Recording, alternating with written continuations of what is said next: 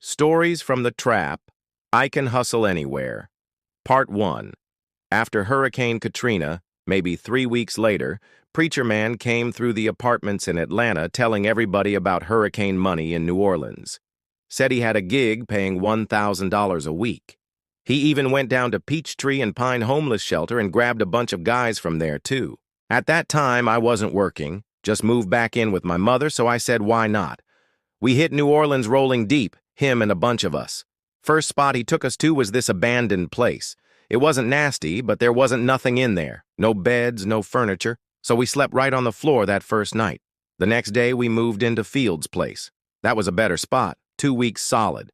But right before Field put us out, I almost got caught by the National Guard.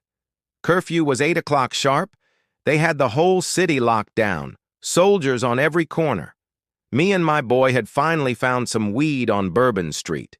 Wasn't it far from where we were staying, and we were walking back. One of the soldiers stopped us and started searching me. I was slick, though. Slid the weed out my pocket without him noticing, dropped it, and kicked it under their truck.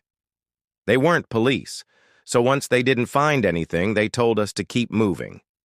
My boy wasn't as lucky. That was Preacher Man's younger brother.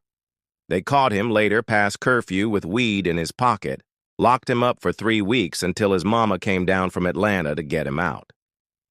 That's why I made sure I wasn't getting locked up in New Orleans. 2 weeks after we got in Fields, he put us out. Preacher Man hadn't paid him a dime for rent, plus somebody drunk up his 30-year-old bottle of scotch. He was hot about that. A bunch of folks stayed behind, but I left with 3 others. They ended up going back later. I wasn't trying to be stuck in a city where I had no backup. I went to a boarding house at $25 a night.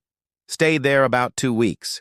As soon as I left Preacher Man, maybe the very next day, I met Chris, a white dude who put me on with work.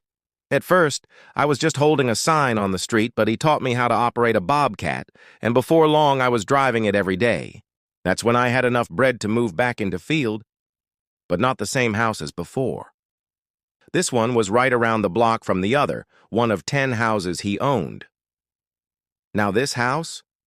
Whole neighborhood was full of what I thought were alcoholics. Everybody always had a beer or a bottle in hand. Later I found out they were all crackheads, not 1 or 2, the whole block. My building had maybe 9 bedrooms, and each one had its own little bathroom. Some rooms were so close together it felt like 2 in 1. My spot was right by the front door. First door by the steps. It had this old sliding door that separated the little kitchen from the living area, almost like a studio apartment built inside a bigger house. It was an old historic building, real wood floors, and in some spots you could see straight down through the floorboards to the dirt. I had an electric stove, a small fridge, a king-size air mattress, and a bathroom tucked into my room that was barely big enough for a shower and toilet. Sometimes the water wouldn't work, so I'd walk over to another one of Field's houses to shower. There were mice, too. First time I saw one run across the floor, I almost jumped out my skin.